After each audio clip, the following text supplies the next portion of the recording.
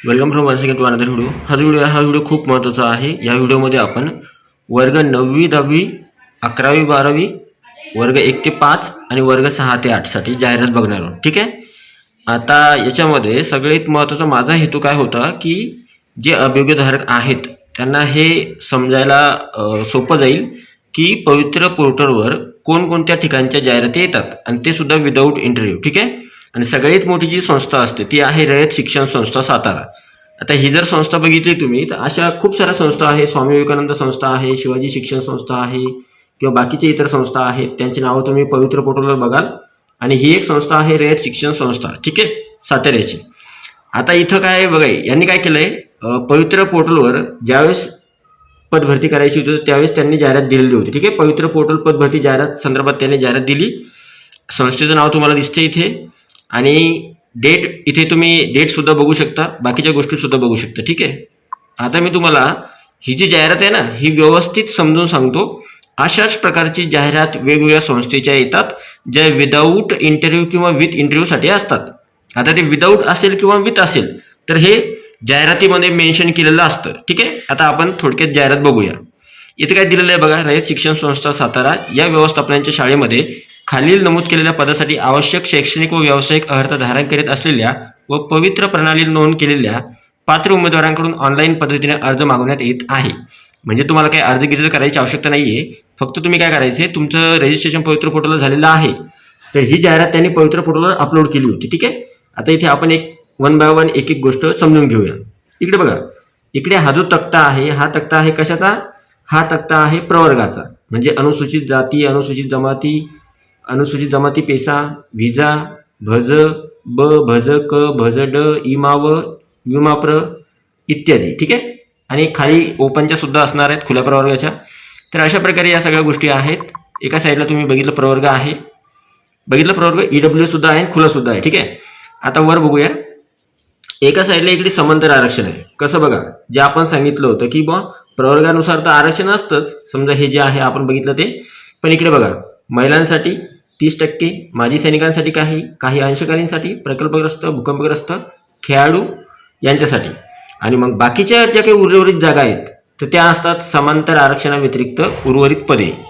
म्हणजे समांतर आरक्षणाचं जे आरक्षण आहे थोडक्यात, आता समजा महिलांना 30% आरक्षण आहे, माजी सैनिक किंवा खेळाडू किंवा अंशकालीन यांना सुद्धा आरक्षण आहे, अपंग यांना सुद्धा आरक्षण आहे। मग यांचं आरक्षण सोडून बाकीच्या ज्या काही जागा उरतील तर त्या जागा या आहेत समांतर आरक्षणाव्यतिरिक्त येणाऱ्या जागा। ठीक आहे। आता याच्यामध्ये बघणार आहोत आपण वन बाय वन एक एक जागा, तुम्ही स्टेप बाय स्टेप बघा। आणि सगळ्या वर्गाच्या आहेत जवळपास 1 ते 5, 6 ते 8, 9 ते 10 आणि 11वी 12वी। तुमच्यासाठी हा व्हिडिओ खूप महत्त्वाचा आहे आणि या व्हिडिओला जेवढ्या मेहनतीनं बनवला आहे किंवा तुमच्यासाठी माहिती गोळा करून आणली आहे त्या व्हिडिओला लाईक करत चला आणि चॅनलला सबस्क्राईब नक्की करा। ठीक आहे। आता बघूया, तुम्ही तुमच्या कास्टनुसार बघा इथे जागा किती आहेत। ठीक आहे। फॉर एक्झाम्पल मी वाचून दाखवतो, अनुसूचित जमाती आहे, फॉर एक्झाम्पल मी इथे तुम्हाला एक वाचून दाखवतो, अनुसूचित जाती आहे, अनुसूचित जातीसाठी एकूण पदसंख्या आहे 168, बघा किती जास्त पदसंख्या आहे। अनुसूचित जमाती 0 आहे। थोडक्यात इथं समजा विजा अची जागा बघा किती आहे, विजेसाठी 38, भज ब साठी 35, नंतर भज ड साठी 3 आहे आणि इतर मागास प्रवर्गासाठी 400 आहे।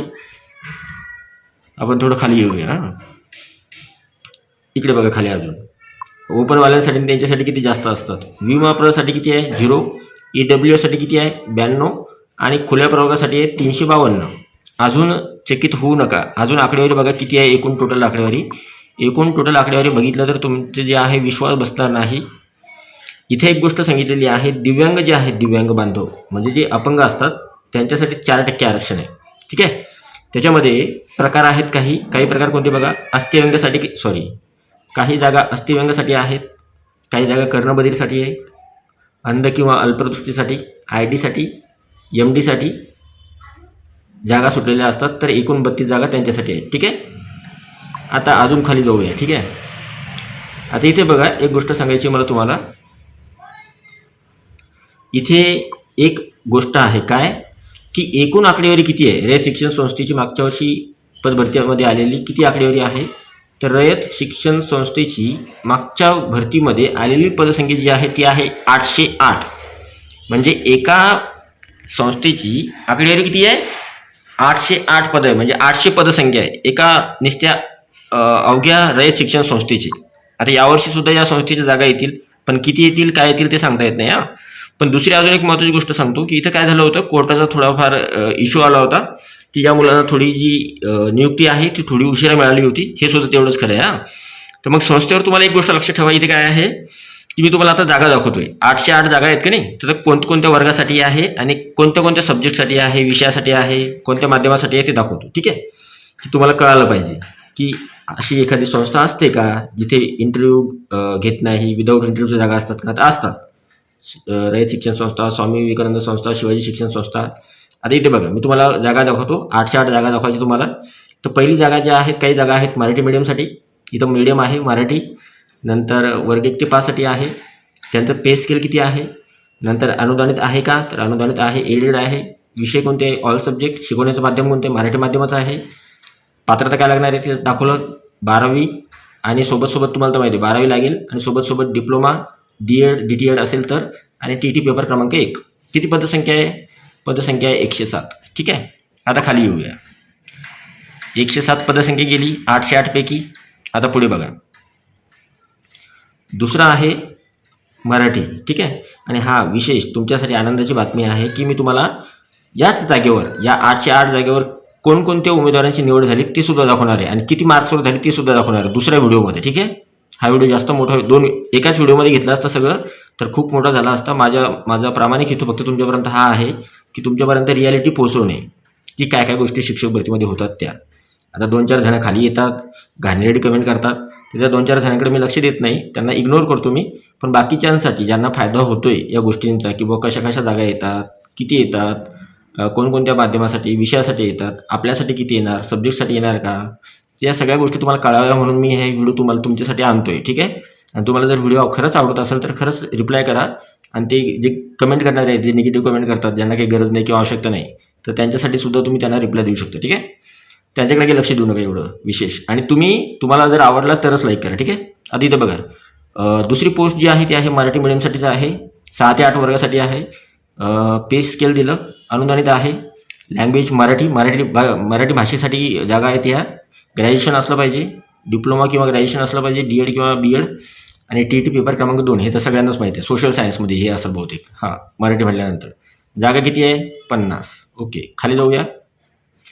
तिसरी जी त्यांनी सांगितलेली आहे माहिती की बुवा आम्हाला काही कॅन्डिडेट पाहिजे, मराठी मिडियमसाठीच पाहिजे, व 6 ते 8साठीच पे स्केल अनुदानित आहे. हिंदी लँग्वेजसाठी ग्रॅज्युएशन पाहिजे, डिप्लोमा ग्रॅज्युएशन पाहिजे, TT पेपर क्रमांक 2 उत्तीर्ण पाहिजे. 45 जागा आहे. ठीक आहे, काहींचं म्हणणं तर आमच्या विषयासाठी जागा येतात का, हिंदी विषयासाठी, मराठी विषयासाठी. तर मराठीसाठी, हिंदीसाठी बघितल्या. आता बघा, ही जागा आहे संस्कृतची, बाकी सेम आहे, वर्ग 6 ते 8च आहे. मराठी मीडियम 6 ते 8 अनुदानित आहे, पण जागा कशासाठी आहे, संस्कृतसाठी. एकच जागा आहे. खाली जाऊया थोडं, वर्ग 6 ते 8साठीच मराठी मीडियमची जागा आहे. नंतर अजून काय राहिलं याच्यामध्ये, हां, क्वालिफिकेशन काय लागतं ते इथे दिलेलं आहे, TET, आणि पोस्ट आहे 71. पण कोणत्या विषयाच्या, लँग्वेज, इंग्लिश लँग्वेजसाठी, इंग्रजी भाषेसाठी. म्हणजे मराठीच्या जागा आल्या, हिंदीच्या जागा आल्या, इंग्लिशच्या जागा आल्या. आता खालचं मराठी मीडियमसाठीच आहे, 6 ते 8च्या जागा आहेत, अनुदानितसाठी आहे. आणि इथे आहे मॅथेमॅटिक्स, गणित विषयासाठी. ठीक आहे, काय लागतं त्याला क्वालिफिकेशन ते सांगितलं त्यांनी. मॅथ आणि सायन्समध्ये पेपर 2 पास पाहिजे TETचा, आणि जागा आहेत 53. फक्त अवघ्या मॅथेमॅटिक्ससाठी किती जागा आहेत, 53. आता सायन्सच्या सुद्धा जागा असतील काही. हे बघा इथं खाली सायन्स आहेत. ते मी चुकीचं कशाला सांगणार, तुम्हाला जे आहे ते खरं आहे. बघा, मराठी मीडियम 6 ते 8साठी पे स्केल अनुदानित, आणि जागा कशासाठी आहे, सायन्ससाठी आहे जागा. ठीक आहे, बरं मॅथच्या बघितल्या. आता सायन्सच्या वेगळ्या, मॅथच्या वेगळ्या, सायन्सच्या वेगळ्या. मराठी हे तुमचं क्वालिफिकेशन लागणार, ग्रॅज्युएशन लागणार तुमचं, आणि सोबत DED किंवा BED लागणार. ठीक आहे, आणि इथे आहे TT पेपर क्रमांक 2, पण कशामध्ये, मॅथ आणि सायन्समध्ये. 65 जागा आल्या. मग ह्या झाल्या 65 जागा. आता बघूया खालच्या. आता खूप महत्त्वाच्या जागा येऊ राहिल्या. आता जे 9वी 10वी आणि 11वी 12वीचे विद्यार्थी आहेत त्यांनी आता आवश्यक बघा, मराठी मीडियम 6 ते 8साठी एडेड. सोशल सायन्सच्या जागा आल्या होत्या मागच्या वर्षी. बघा 67 जागा आल्या होत्या सोशल सायन्सच्या एकट्या या संस्थेमधून. ठीक आहे, TT पेपर क्रमांक 2 पण सोशल सायन्समधून. ठीक आहे, ज्यांचं म्हणणं सोशल सायन्ससाठी जागा येत नाही, येतात पण थोड्या कमी येणार आहेत यावर्षी, कारण की शिक्षक अतिरिक्त होत आहेत म्हणून. ठीक आहे, आता पुढचं चित्र बघूया, त्याच्या खाली बघूया. आता आहे सगळ्यात मोस्ट इम्पॉर्टंट गोष्ट जी आहे ती पुढचं आहे 9वी 10वीसाठी मराठी मीडियमच्या जागा. 9वी ते 10वी जे विद्यार्थी 9वी 10वीसाठी तयारी करतायत किंवा ज्यांचं TET नाही आहे ते 9वी 10वी 11वी 12वीसाठीच अप्लाय करणार, तर त्यांच्यासाठी ही माहिती खूप महत्त्वाची आहे. आता काळजीपूर्वक ऐका. अनुदानित आहे मराठी भाषेसाठी जागा आहे. किती आहे? 47. हे तर तुम्हाला क्वालिफिकेशन सांगायची काही आवश्यकता नाही ना. 9वी 10वीसाठी काय लागतं? तर 9वी 10वीसाठी काय लागतं? ग्रॅज्युएशन. आणि इकडे सुद्धा तुमचं ग्रॅज्युएशनच पाहिजे, BEd. ठीक आहे, DEd लागत नाही, तर DEd चालत नाही. हां, आणि TETची आवश्यकता आहे का? नाही, TETची आवश्यकता नाही आहे. ठीक आहे, हां, ओके. पुढची पोस्ट बघूया. 9वी 10वीसाठीच आहे. हिंदीसाठी, नंतर संस्कृतसाठी, इंग्लिशसाठी, मॅथमॅटिक्ससाठी आणि मराठीसाठी वर. ठीक आहे, जागा बघितलं तुम्ही इकडे, जागा बघून घ्या. सॉरी जागा किती होते या? मराठीसाठी होतं 47, हिंदीसाठी होतं 56, संस्कृतसाठी आहे 1. नंतर खाली जाऊया थोडं. 9 ते 10साठी जागा आहे, पण ही जागा आहे इंग्लिश लँग्वेजसाठी. ही आहे मॅथमॅटिक्सची 34 जागा 9वी 10वीसाठी. सायन्सच्या 29 जागा 9वी 10वीसाठी. नंतर आहे खाली सायन्स झाल्यानंतर आता आला सोशल सायन्स. 9वी 10वी इकडे घेतच नाही मी आता. इकडे कुठे हे तुम्हाला माहितीच आहे सगळं. ठीक आहे, एडेड आहे. जागा कशाची आहे? Social science. किती जागा आहे? 54 9वी 10वीसाठी. 9वी 10वीसाठीच आहे. सॉरी आता 9वी 10वी नाही, आता 11वी 12वी हायर सेकंडरी टीचर आहे. 11वी 12वीसाठी केमिस्ट्रीची जागा आहे. आणि क्वालिफिकेशन किती लागते ते तुम्हाला माहिती आहे. 2 जागा आहे केमिस्ट्रीच्या. मराठी मीडियम स्कूल मराठी राहील, मराठी मीडियमचं स्कूल राहील, पण 11वी 12वीची जागा आहे. एडेड आहे. फिजिक्ससाठी जागा आहे. किती पोस्ट आहे? 17 पोस्ट आहे फिजिक्सच्या. ठीक आहे, फिजिक्सच्या पोस्ट थोड्या जास्तच असतात. नंतर आता पुढची बघूया. पुढचं काय आहे तर इथे बघा मराठी मीडियम आहे. 11वी 12वीची जागा आहे बायोलॉजी विषयासाठी. बायोलॉजीचे 11 वॅकन्सी आहे. मराठी हायर सेकंडरीसाठी म्हणजे 11वी 12वीसाठी जागा आहे. विषय आहे सिक्रेटरियल प्रॅक्टिस आणि 1 जागा आहे. ठीक आहे, नंतर आहे मराठी मीडियमसाठीच पण 11वी 12वीसाठी अनुदानित संस्था आहे बुक किपिंग आणि अकाउंटन्सीसाठी. ठीक आहे, इंग्लिश शिकवण्याचे माध्यम असणार आहे. आणि याच्यासाठी पोस्ट किती आहे? तर 11 पोस्ट आहे. ठीक आहे, आता थोडं खाली जाऊया. म्हणजे असं नाही की 11वी 12वीच्या जागा येत नाही किंवा 9वी 10वीची येत नाही. 11वी 12वीच्या जागा येतात पण विषयानुसार येतात. 9वी 10वीच्या तर चांगलेच येतात. मराठी मीडियमसाठी आहे. महत्त्वाचं काय अजून? 11वी 12वीसाठी जागा आहे. 2 जागा आहे. कोणता सब्जेक्ट आहे? Organisation of commerce and management. ठीक आहे, नंतर आहे political science and economics Marathi medium शिकवण्याचं माध्यम आणि 1 जागा. ॲग्रिकल्चर सायन्स टेक्नॉलॉजी 1 जागा. इकॉनॉमिक्सची सुद्धा 1च जागा आहे. खूप साऱ्या जागा आहेत. ठीक आहे, इकडे बघूया. पण त्यांची वॅकन्सी बघा कमी आहे. संस्था आहे ही, काही जिल्हा परिषद नाही आहे किंवा महानगरपालिका नाही आहे. मराठी मीडियमच्या जागा आहे सगळ्या. 11वी 12वीसाठीच आहे हे सगळं. इथं काय आहे?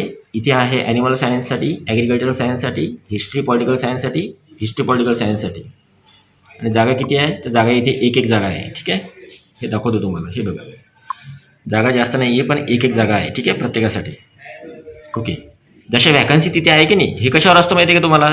हे असतं रयत शिक्षण संस्थेमध्ये किती पदसंख्या रिक्त आहे आणि कोणकोणते विषयाच्या आहेत त्यानुसार त्या जागा निघतात त्या दरवर्षी. ठीक आहे, आता यावर्षी किती येतात रयत शिक्षण संस्थेच्या तर बघावं लागेल. ओके, अजून आकडेवारी समोर आलेली नाही आहे. ठीक आहे, काही जिल्ह्यांची आकडेवारी समोर आली की 0 पदसंख्या आहे काही जिल्ह्यामध्ये, तुम्ही लगेच घाबरून जाता की नाही आता पदसंख्या येणारच नाही. पदसंख्या काही नाही म्हणलं तरी 10-12 हजाराच्या समोरच पद भरती होईल. त्याच्यामुळे टेन्शन नका घेऊ त्या गोष्टीचं. ठीक आहे, काही जिल्ह्यांमध्ये शिक्षक 0 असले किंवा शिक्षकांच्या जागा रिक्त नसल्या तरी. तर पुढची गोष्ट बघूया. इथे बघा मराठी मीडियमसाठी आहे जागा ज्या आहेत त्या 11वी 12वीच्याच आहे. ठीक आहे, आता पे स्केल तर माहिती तुम्हाला. 11वी 12वीचं पे स्केल खूप जास्त असतं. अनुदानित आहे सगळ्या. आता कोणासाठी आहे या जागा? जे विद्यार्थी आर्ट फॅकल्टीचे आहेत त्यांच्यासाठी. जिओग्राफी पॉलिटिकल सायन्सची जागा, मराठीची जागा किंवा लँग्वेज मराठी आहे, लँग्वेज हिंदीची जागा, अर्धमा घडी ही एक लँग्वेज आहे त्याच्यासाठी सुद्धा जागा आहे. पण जागा बघा किती कमी आहेत. 1 जागा आहे फक्त. ठीक आहे, जिथे सायन्सच्या आपण 17, 15, 10 अशा जागा बघितल्या, इथे 1 जागा आहे. ओके, 1, 5 अशाच आहे. तुम्ही याचा स्क्रीनशॉट घेऊ शकता. सोशलॉजीच्या सुद्धा जागा आहे, एज्युकेशनच्या सुद्धा आहे, पॉलिटिकल सायन्सच्या सुद्धा आहे, सायकोलॉजीच्या आहे, जॉग्राफिकच्या सुद्धा जागा आहेत. ठीक आहे, ओके. आणि सगळ्यात शेवटी आहे हायर सेकंडरी. आणि जागा कशाची बघा, हिस्ट्रीची. 11वी-12वीसाठीच आहे, पण हिस्ट्री विषयासाठी किती जागा आहे? 3 जागा आहे. आणि एकूण आकडेवारी बघा खाली किती आहे. आपल्यासाठी ती मेन आहे महत्त्वाची. एकूण आकडेवारी आहे रयत शिक्षण संस्थेची 808 जागा. ठीक आहे. आता या सूचना खालील प्रमाणे आहेत. आणि या सूचना कोणत्या माहिती आहे तुम्हाला? या सूचना तुम्ही ऐकल्या असतील किंवा नसलही ऐकल्या तरी सांगून देतो की हे जे वरची पदं आहेत या सगळ्या गोष्टी कुठं फॉलो करायच्या? पवित्र पोर्टलवर ज्या काही गोष्टी तुम्हाला सांगितलेल्या असतात की कोणत्याही वर्गासाठी तुम्हाला जर निवडलं जाईल तर ती तुमची पात्रता बघितली जाईल. 1 ते 5साठी असेल तर 1 ते 5 TT पेपर क्रमांक 1, 6 ते 8साठी असला TT पेपर क्रमांक 2, तो पण मॅथ आणि सायन्समध्ये किंवा सोशल सायन्समध्ये. नंतर 9वी 10वी आणि 11वी-12वीची पात्रता वेगळी. नंतर खाली सांगितलेलं आहे त्यांनी की दिव्यांगामध्ये आरक्षण, अनाथ आरक्षण, बाकीच्या सगळ्या वेगळ्या गोष्टी त्यांनी नमूद केलेल्या आहे. आणि ज्या काही टर्म्स अँड कंडिशन आहे त्या तुम्ही वाचू शकता. ठीक आहे. तर अशा प्रकारे ही जाहिरात होती. आता मी तुम्हाला दुसऱ्या व्हिडिओमध्ये काय दाखवणार आहे की हीच जी जाहिरात आहे पवित्र पोर्टलद्वारे शिक्षक भरतीसाठी आलेली 2024मध्ये. ठीक आहे. आणि कशासाठी? शिक्षक भरतीसाठी. ओके. आता ही जी जागा आहेत की नाही या जागा भरल्या कशा आणि याच्यामध्ये कोणकोणते कॅन्डिडेट भरल्या गेले, किती मार्क्सवर, हे दाखवणार मी तुम्हाला या 808 जागांसाठी. ठीक आहे. आणि जागा तुम्ही बघितला असाल आता 9वी 10वीच्या म्हणजे 1 ते 5च्या सुद्धा येतात, 6 ते 8च्या सुद्धा येतात, 9वी 10वीच्या सुद्धा येतात आणि 11वी-12वीच्या सुद्धा येतात. पण या ज्या संस्था आहेत त्या आल्या पाहिजे दरवर्षीप्रमाणे. ठीक आहे. मागच्या वर्षी आल्या होत्या, यावर्षी सुद्धा आल्या पाहिजे. आता मी तुम्हाला हे सगळं दाखवलं की तुमचं म्हणणं आहे आता जागा येतात किंवा नाही येत. तर जागा येतात, वेगवेगळ्या संस्थेच्या येतात. जास्तीत जास्त संस्था मुलाखतीसाठी देतात जागा 9वी 10वीच्या 11वी-12वीच्या.